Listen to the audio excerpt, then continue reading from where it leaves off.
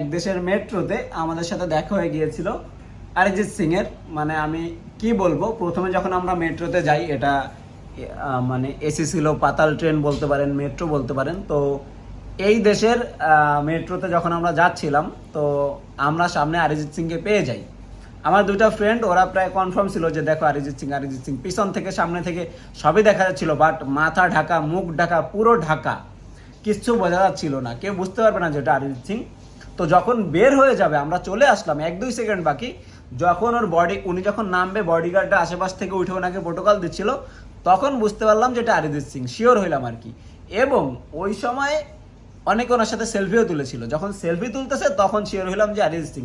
এবং আরও শিওর হইলাম যখন উনি, বডিগার্ডটা গেল জেনারেল পাস থেকে এবং উনি গেল ভিআইপি পাস থেকে, ভিআইপি সাইড থেকে ওনাকে ছেড়ে দিয়েছে, তখন বুঝতে পারলাম যে উনি অরিজিৎ সিং। আমার একটা জিনিস ভালো লাগে যে এরকম একটা মানুষ যাকে সারা বিশ্ব চেনে, এরকম একটা রিচ পিপল, মনের দিক থেকেও রিচ, এখনও মেট্রোতে যাওয়া আসা করে। আমি বাংলাদেশে থাকার সময় আমি দেখেছি উনি জামা কাপড় পরে স্কুটি নিয়ে নিজের এলাকা থেকে বাজার করে, বাট এরকম সামনাসামনি এত ফর্মালভাবে দেখা হয়ে যাবে, একটা কাতুয়া টাইপের পাঞ্জাবি পরা শর্ট আর কি, একটা মুখে N95 মাস্ক হবে, একটা জুতা পরা হচ্ছে ওয়েল্ডিং করে যে জুতাগুলো নর্মাল, ওই রকম একটা জুতা, একটা টাইট প্যান্ট পরা ছিল, এবং ওনার সাথে 6-7টা বডিগার্ডের মতন ছিল, এবং খুবই নর্মাল, খুবই হাম্বেল। ঠিক আছে, একটা মানুষ, ওনার আমি যে অনেক বড় ফ্যান, ওনার গান শুনতে শুনতে দিন রাত পার হয়ে যায়। যে কোনো গান যদি অরিজিৎ সিং হয় আমি শুনি, কোনো কভার সার্চ করলে অরিজিৎ সিং সাথে লিখে দেয় যে এই গানটা মাস্ট বি ভালো হবে।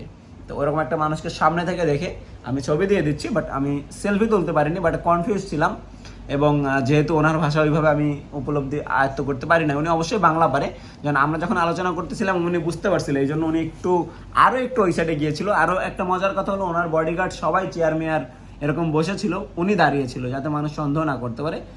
আসলে এটা এরকম যে হিরো আলমের জন্য ইন্ডিয়ান মেট্রোতে জাম বেঁধে যায়, তো ওনার জন্য কি হবে এটা বুঝতে পারেন। ঠিক আছে, হিরো আলম যদি একটা দেশের মেট্রোতে জাম বাধাই দিতে পারে, অবশ্যই অরিজিৎ সিংকে যদি দেখতো মানুষ, একটা দেশের মেট্রোতে জাম বাধাই দিতে পারতো। হয়তো কোনো কনসার্টে আসে না, বা লোকাল নিজের কোনো কাজের জন্য আসছে, এই জন্য আর কি লুকাই ছিল। কারণ জানেন তো এখন সময় সচেতন, সময় স্বল্পতা, মানুষজন ওনার মতন একজন সেলিব্রিটিকে পাইলে সবাই ছবি তুলতে চাইবে, এবং উনি যেহেতু হাম্বেল পার্সন, কাউকে না করতে পারবে না, তো একটা ট্র্যাজেডি সৃষ্টি হবে। তারপরে ওইখানে লোকাল মানুষের যারা আর কি ওরকম সেলফিবাজি পছন্দ করে না, তাদের সমস্যা হবে। মানে সব দিক মিলায় উনি হয়তো চিন্তা ভাবনা করছে যে না, আমি নিজেকে হাইড করে চলি। আপনারা দেখবেন যে বাংলাদেশে মাস্টারফিও যদি বাইরে যায়, সেও কিন্তু একটু হাইড করে চলে। হ্যাঁ, কারণ যারা একটু পাবলিক কাছে পরিচিতি পেয়ে গিয়েছে, মানুষজন তাদেরকে কাছে পাইলে ছবি তুলতে চায়, দুইটা মনের কথা বলতে চায়, কিন্তু তাদেরও তো একটা পার্সোনাল লাইফ আছে, তারাও তো বিজি থাকতে পারে। হ্যাঁ, অনেক কাজের ব্যস্ততার ফাঁকে যখন তারা একটু সময় পায় নিজেদের কাজ করার জন্য, তখন যদি আমরা সেলফি তুলি, একটু খারাপ দেখাই, মানুষ ডিস্টার্ব করি, সবাই সবার মনের কথা বলতে চায় যে ভাইয়া আপনি, আপনার এত বড় ফ্যান, এই সেই, এইটা বলতে গেলেই তো ওনার সারাদিন পার হয়ে যাবে যদি শুনতে চাই। তো যাই হোক, ওনার প্রতি ভালোবাসা যেটা ছিল ওটা আরও বেড়ে গেল সামনাসামনি দেখে। যথেষ্ট হাম্বেল একটা পার্সন। আমি ছবি দিয়ে দেবো, আপনারা দেখতে পারেন যে কিভাবে ছিল, চেনার উপায় নাই। যারা ওনার ডাইহার্ড ফ্যান তারা সারা চিনবে না।